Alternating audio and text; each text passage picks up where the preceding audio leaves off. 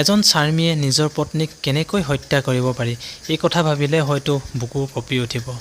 পংখী সন্দিকৈৰ মৃত্যু খবৰে গোটেই অসমবাসী ৰাইজকে কন্দুৱাই গৈছে। পংখী সন্দিকৈৰ মৃত্যুৰ বিষয়ে মই নতুনকৈ ক'ব লাগিব বুলি নাভাবোঁ। তেওঁ স্বামী নীতিকেশ দাসে পংখী সন্দিকৈক কেনেকৈ হত্যা কৰিছিল এই বিষয়ে হয়তো আপোনালোকে নিশ্চয় গম পায়।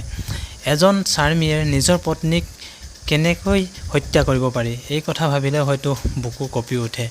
নিজৰ ভাল পত্নীগৰাকীক কেনেকৈ মৰিয়াই মৰিয়াই হত্যা কৰিব পাৰি, সঁচাকৈ ভাবিলে বহুত দুখ লগা বিষয়। নিজৰ স্বামীও যে শত্ৰু হ'ব পাৰি এই কথা হয়তো ভাবিবই নোৱাৰে। বন্ধুসকল, আহকচোন তেখেতলোকৰ পংখী সন্দিকৈ দাসৰ কিছুমান ফটো আৰু ভিডিঅ' আপোনালোকৰ লগত আগবঢ়ালোঁ। আৰু ভিডিঅ'টোত যদি আপোনালোকে ভাল পায় প্লিজ লাইক এটা কৰিব আৰু শ্বেয়াৰ কৰিব। আৰু মোৰ চেনেললৈ যদি আপোনালোকে প্ৰথমবাৰ আহিছে প্লিজ চেনেলটো ছাবস্ক্ৰাইব কৰিবলৈ নাপাহৰিব।